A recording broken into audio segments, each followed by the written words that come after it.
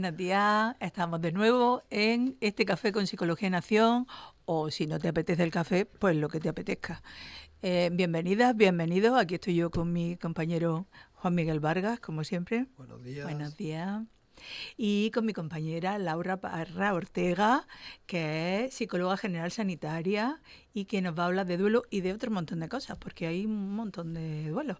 Y eso es lo que vamos a tratar hoy, los duelos de la vida, porque la vida nos duele, esto lo hemos dicho alguna vez, y a veces nos duele por pérdidas grandes.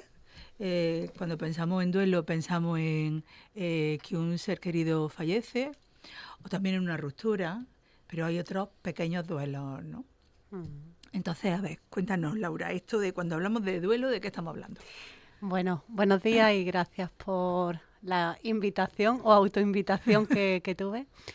Y cuando hablamos de duelo, fíjate, yo quizá, ¿no? Conforme va pasando más el tiempo, me voy dando cuenta que esto es como que la cosa cada vez se hace más personal.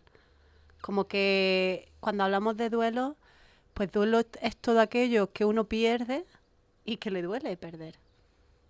Hablábamos antes de empezar aquí la grabación de cómo vamos generando vínculos y cómo el duelo tiene que ver con el vínculo que establecemos con qué o con quién, porque sí, son personas y tenemos como muy integrado, ¿no? el duelo de los seres queridos.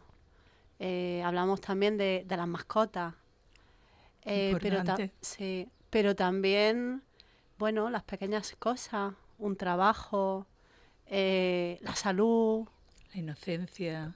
por ejemplo, ¿no? El darse cuenta de ciertas cosas, ¿no? En la vida pasa, ¿no? Cuando te das cuenta de que las cosas no son como tú creías, eso también puede ser un duelo a una forma de estar o de vivir.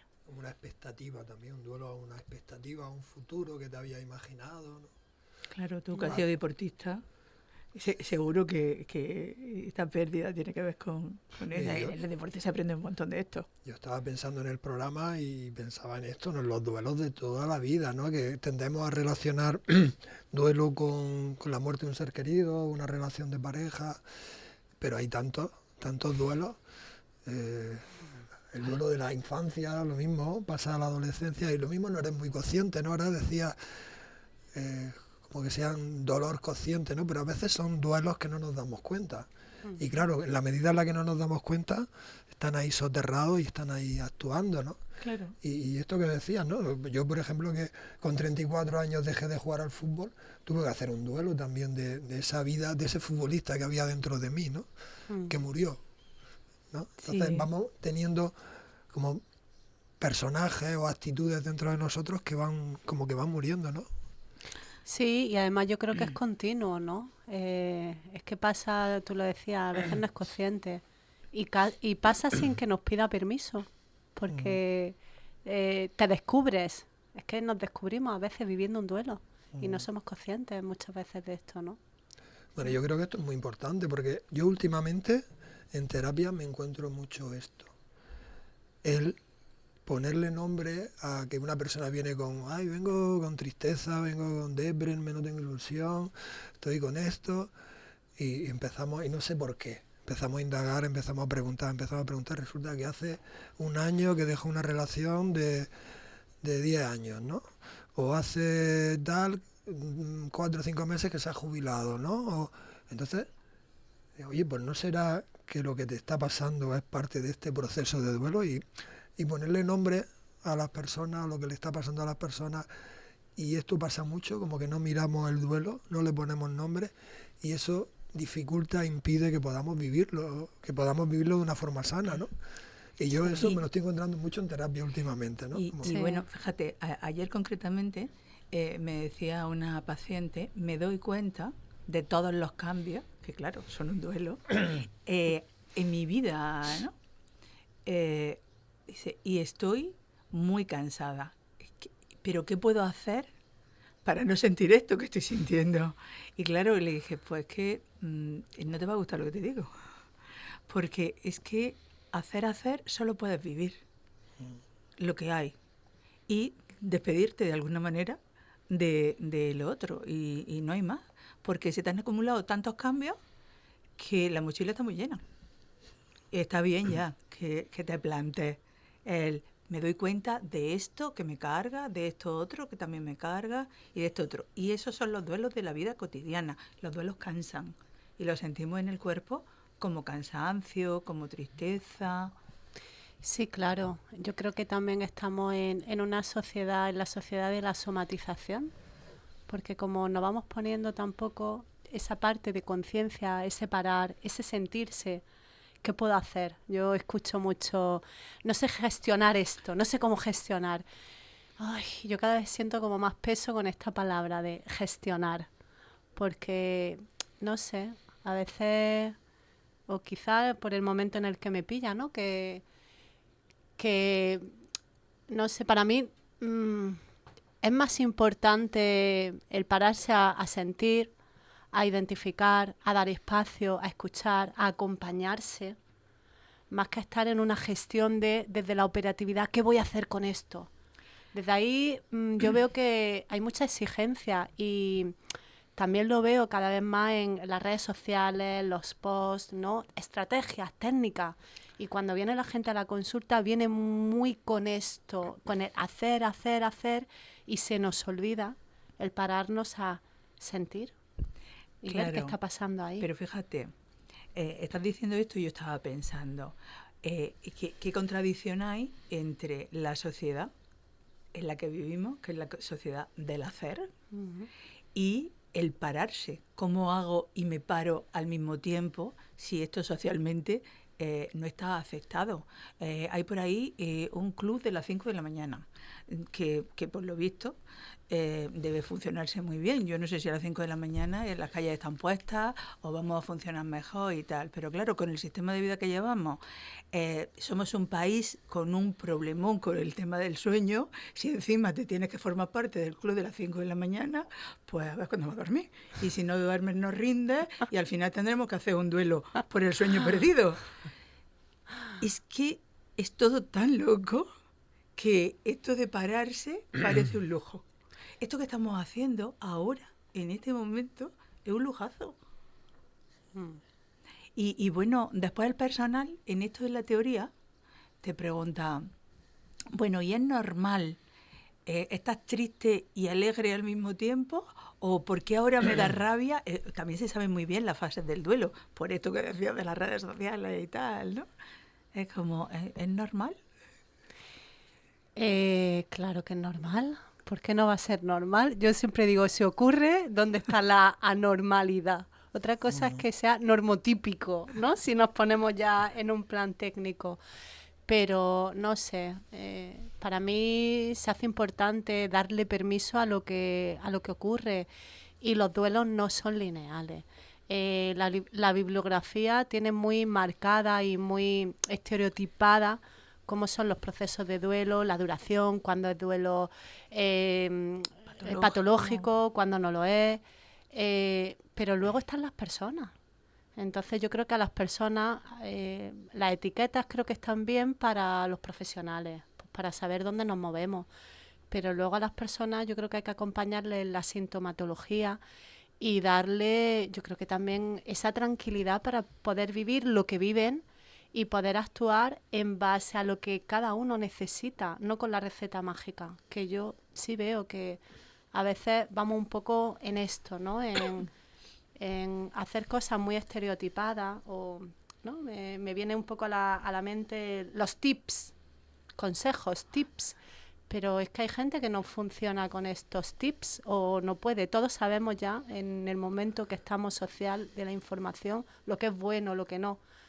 Pero hay veces que no podemos hacer ciertas cosas aunque sepamos que son buenas. Y si nos ponemos en esa exigencia, añadimos sufrimiento en precisamente un momento que, si tenemos un duelo, o estamos atravesando un duelo, que esta otra, yo veo mucho cómo se medicalizan los duelos. Esta era la siguiente que tenía en mente. Sí. ¿Fármacos sí o fármacos no? Porque aquí Claro. te pones un poquillo triste y te enchufan un antidepresivo rápido. Totalmente. Y se junta también lo que decía Juanmi. Cuando no tenemos identificado qué es lo que nos pasa, con mucha alegría se medicaliza. Y a veces pues tampoco hay espacio ni tiempo en las consultas para poder ver bien qué está pasando. Entonces, la tristeza hay que medicalizarla, desde mi mirada, clarísimamente no. Otra cosa es cuando hay personas que vienen ya con problemas serios de salud mental, donde sí pueden necesitar medicación para conseguir una autorregulación. Pero cuando estamos en un proceso de duelo, claro, la medicación, a lo mejor suena muy mal lo que voy a decir, pero es como la salida fácil para el no sentir.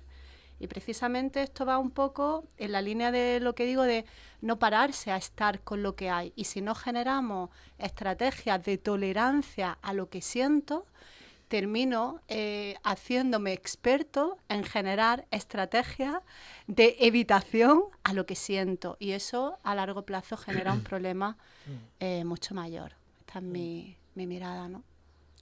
¿Y qué duele qué es lo que más duele cuando estamos en duelo? ¿Qué cuentan los pacientes? Uf. En el día a día. Yo creo que quizá a mí lo que me viene, ¿no? De las personas que he podido acompañar, que he tenido ese privilegio, ¿no? Pues creo que es la incomprensión, el sentirse no entendidos por los demás y sentir una gran soledad a pesar de estar rodeados. Las personas que tienen pérdidas significativas ven como a los 3 meses para ellos todo sigue igual, porque a veces para ellos el tiempo se ha detenido, pero para el resto del mundo no. Entonces preguntas como, pues ¿qué te pasa? Que te veo cuando el otro sabe que está en un proceso de duelo, ¿no? Y tienes que salir, ¿no? Claro. Tienes que hacer cosas. Claro, me quedo con la palabra significativa. Es como, ¿hay pérdida significativa y pérdida no significativa? ¿O si me duele ya es significativo? Claro, esta es una buena pregunta que haces. Yo creo que si duele es significativo. Claro, pero a ojos de la sociedad no, porque se minimiza. No se le da la importancia, pero los niveles de tolerancia que hay ante el dolor son totalmente personales. Claro, estaba al principio decía la pérdida de una mascota, que ahora tenemos mucha conciencia de esto, pero que bastante y bueno, tiene mucha conciencia quien ha tenido contacto con una mascota, quien ha establecido el vínculo con su mascota. Quien no lo ha hecho nunca ve a alguien hecho polvo porque ha perdido a su mascota y dice, pues se le ha muerto el perro y fíjate cómo está. Y dice, pero hombre, pero es que era de su familia, ¿sabes? O la pérdida perinatal, que era algo impensable que se incluyera. Y ahora somos más conscientes de esto, pero después hay pues esas pequeñas pérdidas de las que decíais que habíais estado comentando, ¿no? Sí, así es. Y luego es curioso, ¿no? Porque en una pérdida, por ejemplo, tú lo has dicho, perinatal o de mascota, dentro de una misma familia, cada miembro familiar esa pérdida lo va a vivir de una manera. Entonces hay personas que tienen una sensibilidad o un vínculo o, bueno, una forma de vivir esa pérdida muy diferente a lo que puede ser el núcleo familiar. Y cuando eso ocurre, también es cómo podemos atender las necesidades de cada uno, porque puede haber una sintonía de alguna manera en la familia ante la pérdida, de cómo se ven las pérdidas, pero una persona ser más vulnerable ante el dolor. Y a veces ese acompañamiento que se está haciendo desde ese propio núcleo familiar puede no estar ayudando, ¿no? Y ahí es donde conecta con lo que me preguntaba antes, ¿qué es lo más doloroso? Pues una de las cosas más dolorosas para una persona que está viviendo una pérdida es no sentirse acompañada pese a tener compañía. Creo que hemos pasado históricamente desde...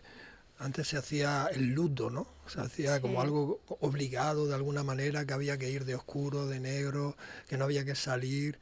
se ha pasado a un lugar en el que no se suele mirar ahora el duelo, ¿no? Vamos tan rápido con esto que estabais diciendo, que ahora no se mira el duelo cuando está en tantos lugares, ¿no? Por ejemplo, yo pensaba que cualquier cambio de la vida, aunque sea deseado y agradable, tiene su parte de duelo, ¿no? Porque pensaba el otro día, por ejemplo, en una persona conocida que se ha casado, ha cambiado de ciudad con su marido, viven juntos, ¿no? Pero ha tenido que vivir un duelo de irse de su ciudad, de sus amistades, de su entorno, ¿no? Entonces, poner también el énfasis también en que las decisiones o las cosas que queremos también tienen su duelo. Todo tiene, yo a mí me gusta decirlo como una cara y una cruz, ¿no? Tiene su cara y su cruz. Hay algo que ganamos, hay algo que perdemos, ¿no? Y en ese sentido quería un poco apuntar eso y la importancia de atender ahora esos duelos que se dejan un poco de lado, ¿no? Y lo que antes era como una obligación, ir de oscuro, no sales, es que realmente es lo que pide el cuerpo. Yo cuando he estado de duelo, o las personas que acompaño de duelo, es que no me apetece estar en sitios ruidosos, no me apetece ir a fiestas, me apetece estar solo, acurrucado o con alguien de mucha confianza que yo pueda compartir, que pueda llorar. Y eso es algo que no nos permitimos. Muchas veces en consulta, ¿no? ¿No te parece que podemos hacer es facilitar eso, ¿no? Como ayudar a la persona a que pueda vivir eso sin culpa, porque encima si no lo hacemos parece que socialmente está mal visto también. Así es, y luego esta expresión de la tristeza. Yo me encuentro personas hoy en día en la consulta que se emocionan y te piden, ¿no? Te piden perdón por llorar. Y eso al final es un reflejo de la sociedad, de cómo, si esta parte, ¿no? Yo es que digo que es maravilloso poder llorar. Ayer a una paciente muy jovencita que viene a consulta me decía que cuando llora el cuerpo le tiembla. Y yo le decía, qué maravilloso. Y se reía porque yo le decía, los adultos lloramos mal. Se quedaba con los ojos como platos. Y en plan de cómo eso, digo, claro, porque contenemos. Entonces, claro, nos salen las lágrimas, pero todo está lleno de tensiones y como no nos permitimos realmente expresar lo que hay internamente, el cuerpo se queda con esa tensión, pero cuando uno se permite llorar, pues claro, tiembla, grita, lo que haga falta, lo que haga falta. Y eso lo hemos perdido. Y culturalmente, cuando además en nuestra cultura vemos otras culturas que esto lo hacen, lo miramos mal, lo rechazamos. Sí. Mira eso, qué escándalo están montando, qué... ¡Oh! Y no nos damos cuenta que eso es súper saludable, porque de alguna manera estamos descargando. Llorar es el mecanismo más natural que descarga esa emoción. Pero no nos han enseñado a que tenemos que permitirnoslo, ¿no? Que es necesario permitirnoslo. Porque es signo de vulnerabilidad. Claro. No de vulnerabilidad, sino que tenemos que ser fuertes. Tenemos que ser fuertes. Y claro, yo no conozco a ningún ser humano fuerte, a ninguno. Bueno, yo conozco a muchos, pero son impostados. No. Es como, me llevo hay muchos impostados y luego hay también, conozco, los que pueden conectar con su vulnerabilidad. Entonces ahí veo la fuerza de las personas que pueden llorar. Totalmente. Y que pueden reír y que pueden también decir, no, yo voy para adelante. Pero desde una conexión con la vulnerabilidad. Claro. Y el otro día, precisamente, una amiga me comentaba que, claro, tenía un duelo obvio, que había dejado una relación de 10 años. Y decía, pero bueno, estoy mal. Y quiero hacer algo que no he hecho hasta ahora, y es atender a esos duelos. Pero y hablábamos, y digo, bueno, pero es que no solo el duelo ese. El duelo, bueno, hemos dicho, ¿no? De una expectativa de futuro. El duelo menopausia de la mujer que ha sido, porque ella está con la menopausia, y no quiere decir que pase nada, o pasan muchas cosas, pero hace un duelo de la mujer que ha sido, ¿no? Y también un duelo de la edad, andaba por los 50, ¿no? Hay tantos duelos que abren la puerta desde otro duelo, ¿no? El duelo, que esto se habla poco, el duelo de no poder tener hijos. Claro. Esto es algo que a día de hoy se está viviendo de una manera, no sé ni cómo definirlo, casi que no voy a poner palabras, pero hay muchísimo sufrimiento en esta Quizás pareja. porque no se le pone palabras. Quizás hay mucho de tirar hacia adelante y no querer atender eso, ¿no?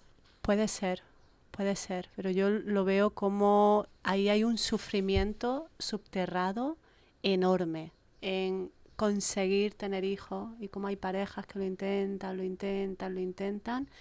y todo el sufrimiento que hay detrás. Y bueno, si consiguen tener un hijo, bueno, al final se consigue.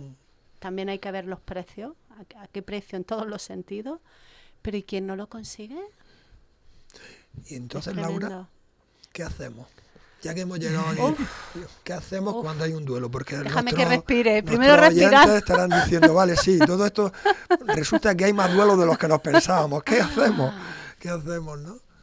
Buena pregunta. Pues fíjate, yo creo que lo primero es respirar y permitirse parar, permitirse sentir, permitirse compartirlo, expresarlo. Es como decir, bueno, hago lo que me pide el cuerpo. Creo que hace falta mucha psicoeducación en este sentido. Pedir ayuda, ¿no?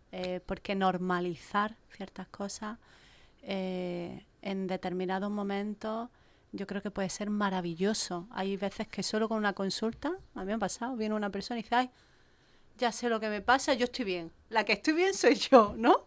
Y es como, claro que sí, ¿no? Y a veces validar esto y es como permitirse Es estar ahí, suficiente. darse tiempo, pautas de vida saludable, eso también es importante. Hablamos de que los duelos no son lineales. A veces tenemos enfado, tristeza, risa, ¿no? Permitirse esos bailes. Como poder permitirte todas esas emociones que Sí. se van dando, Sí. llorar si te dan ganas de llorar, Sí. acurrucarte en el sofá si Sí. quieres.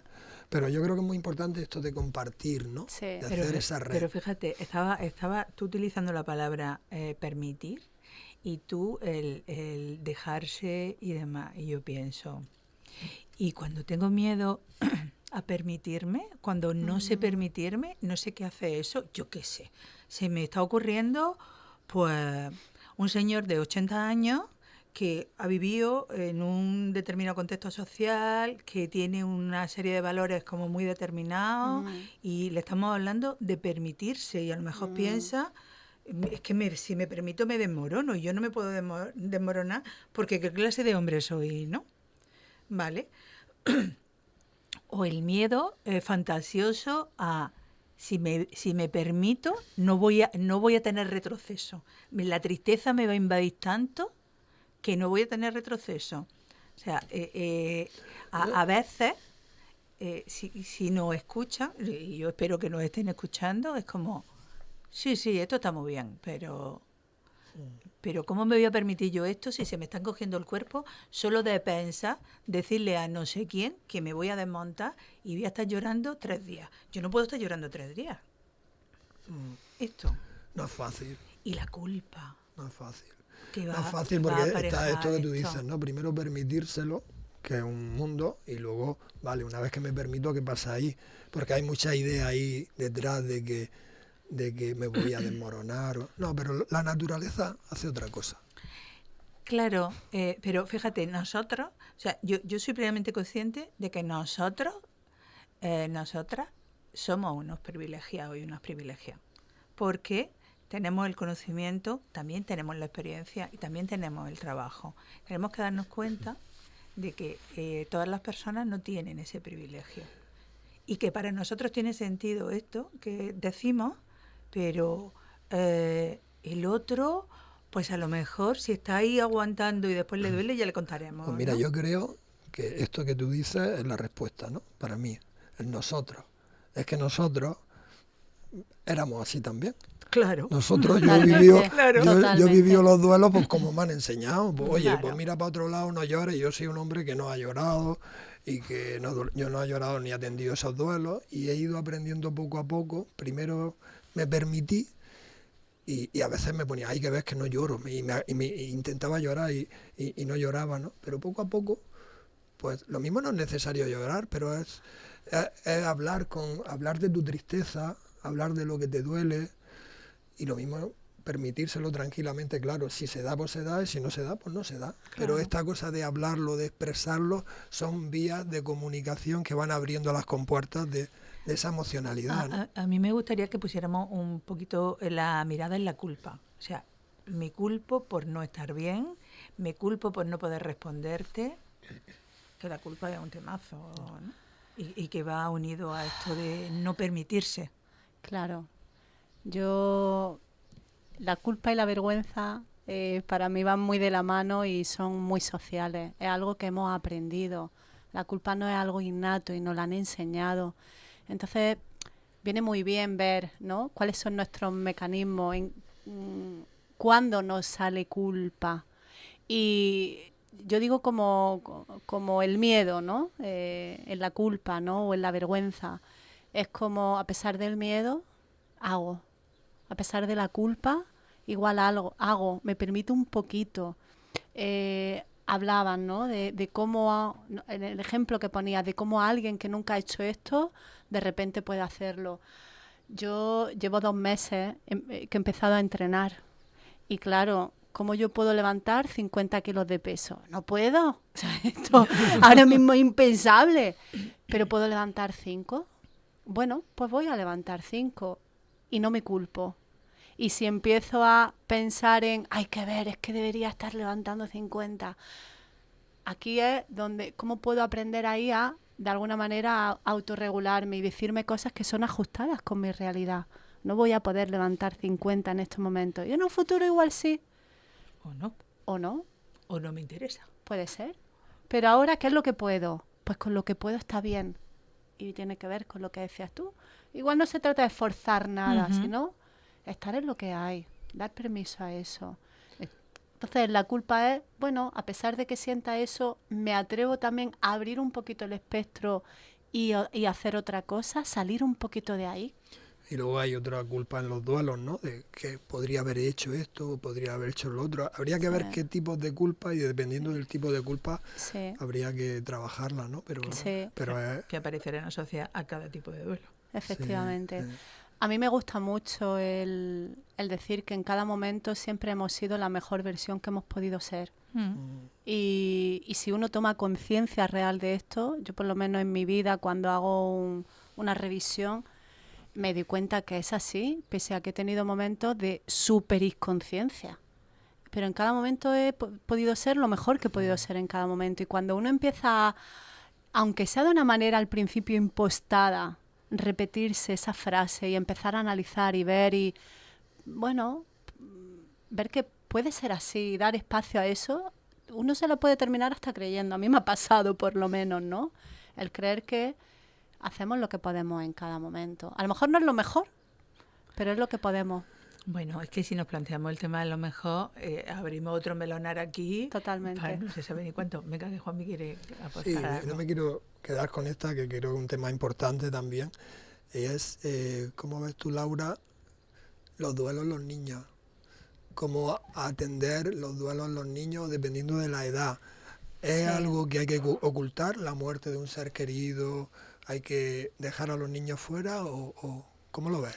Claro, bueno, yo tengo que aquí declarar en público que yo estuve trabajando varios años en cuidados paliativos. Entonces, desde esta mirada mía de cómo acompañar esto, al final está muy tintada por esta parte del acompañamiento en estos procesos y por la formación que tengo. Desde mi mirada, yo creo que a los niños no hay que privarles. No privarles no significa forzarles, significa integrarles de la manera que cada niño en cada situación pueda y quiera.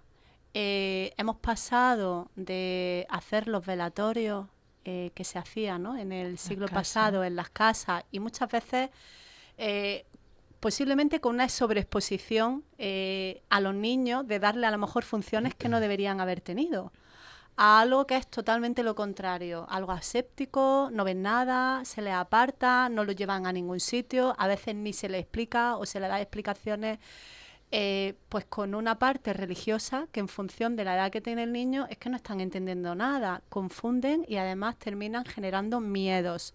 Se le ha llevado Dios al cielo. ¡Guau! Es como que va a venir Dios, ahí se va a llevar ahora a mi padre. Entonces hay que... Se ha dormido y no se ha despertado. Por ejemplo, entonces si yo me duermo... Esto es de, Claro. esto es de antes de ayer. Sí, sí, sí. Esta frase es de antes de ayer. Sí. Entonces, bueno, de esto también ya hay mucho material, bibliografía, mucha información que sabemos que ayuda en función de la edad del niño y de su capacidad cognitiva y luego también adaptado al niño en cuestión que tengamos. Las pautas van a ser una u otra.